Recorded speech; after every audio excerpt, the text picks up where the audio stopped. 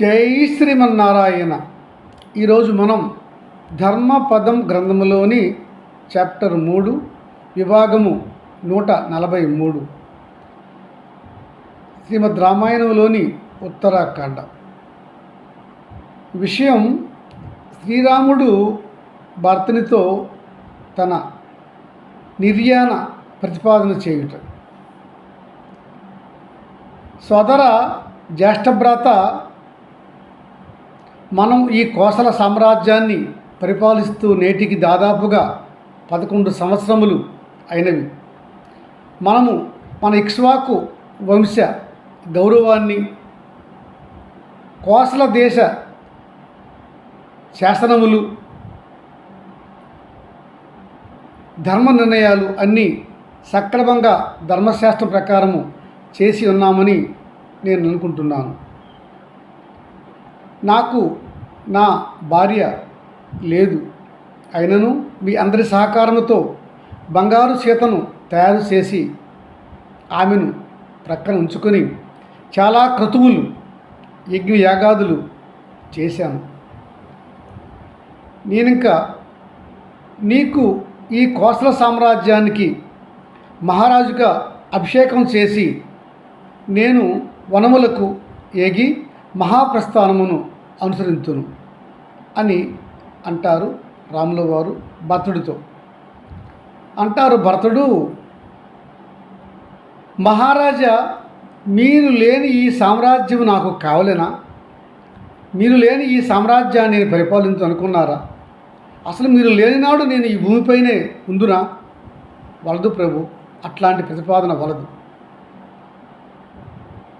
మీకు ఇష్టమైన సో, మీ ఉత్తరం అయిన సో, ఇప్పుడే నేను మన కనిష్ట సోదరుడు శత్రుఘ్నుడిని రమ్మని కబురు పంపించును.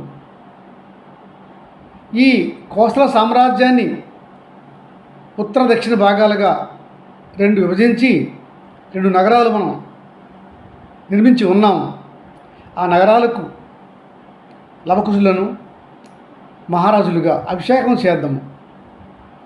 తదుపరి మీతో పాటుగా నేను శత్రుఘ్నుడు కలిసి మహాప్రస్థానికి బయలుదేరుదాం.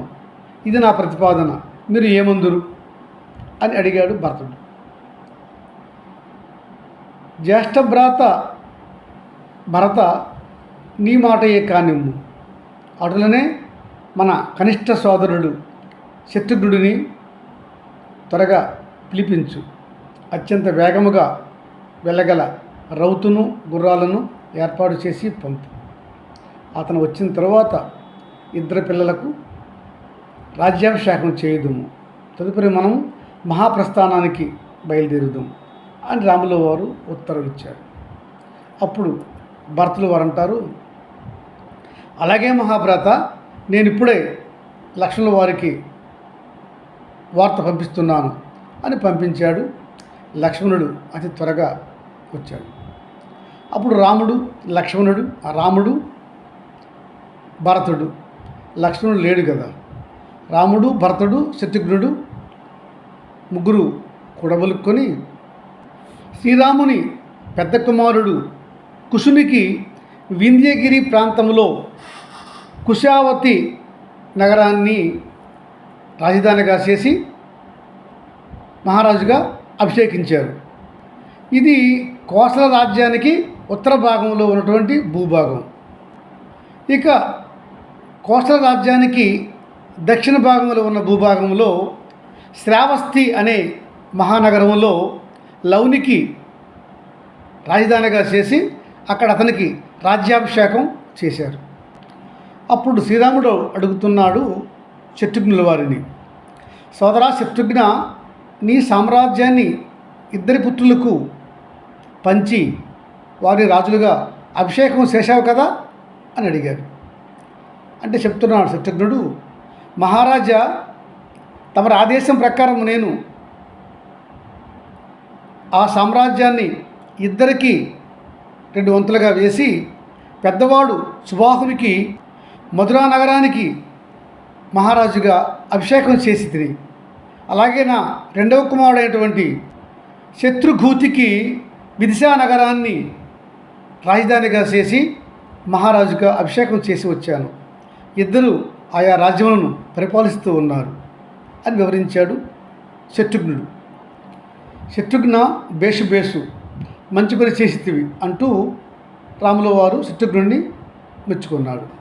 అప్పుడు అంటున్నాడు శత్రుఘ్నుడు, మహారాజా, నేను కూడా మీతో భర్తనితో అనుసరించి మహాప్రస్థానానికి వస్తున్నాను. నన్ను కూడా మీరు అనుమతించ ప్రార్థన అనగా శ్రీరాముడు, అలాగనే సోదరా, నీవు కూడా మమ్మలను అనుసరించు అని అన్నారు.